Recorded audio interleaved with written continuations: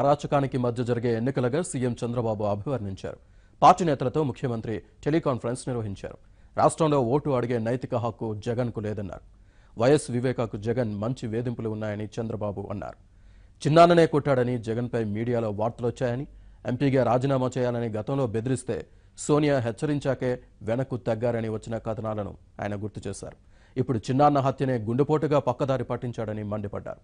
గుండె నొప్పి డ్రామాను నడిపించారన్న చంద్రబాబు హత్య అని బయటపడ్డాకే జగన్ నాటకం మారిందని దుయ్యబట్టారు. సిట్ విచారణలో అన్ని విషయాలు బయటకు వస్తాయన్న ఆయన దోషులను వదిలేది లేదని తేల్చి చెప్పారు.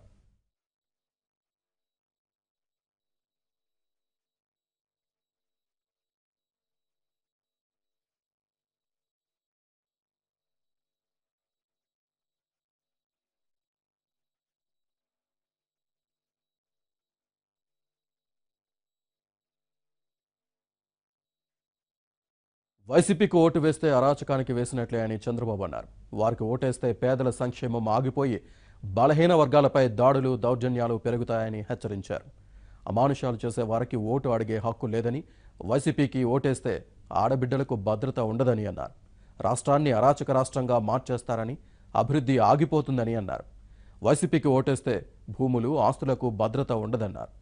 ఫ్యాక్షన్ రెచ్చగొట్టి ప్రాణాలు తీసే వైసీపీ కావాలో, టీడీపీ కావాలో ప్రజలు తేల్చుకోవాలని పిలుపునిచ్చారు.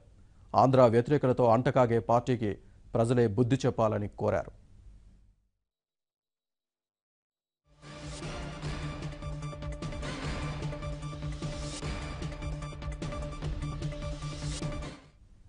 ఎన్నికల్లో తెలుగుదేశం పార్టీకి ఊహించని ఆధిక్యతలు రాబోతున్నాయని అన్నారు ముఖ్యమంత్రి చంద్రబాబు.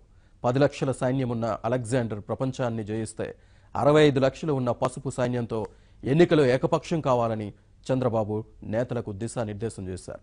65 లక్షల పసుపు సైన్యానికి తోడుగా 1 కోటి మంది అక్కా చెల్లెళ్ల అండ ఉందని, రైతులు, పింఛన్లు, యువత, డ్రైవర్ల అండతో 2019 ఎన్నికలు ఏకపక్షం కానున్నాయని ధీమా వ్యక్తం చేశారు.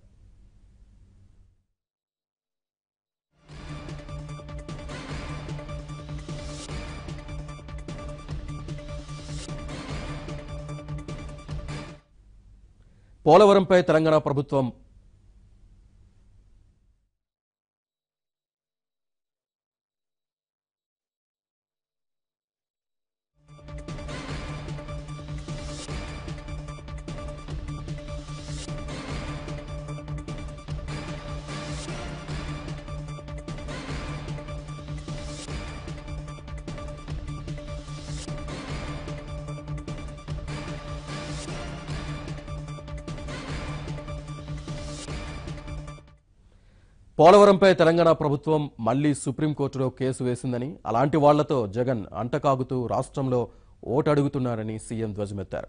నేటి నుంచి నామినేషన్ల పర్వం ప్రారంభమవుతోందని, లబ్ధిదారులంతా అభ్యర్థులకు అండగా వచ్చి నామినేషన్ల ఘట్టంలో పాల్గొనే పరిస్థితి ఉందని చంద్రబాబు వివరించారు.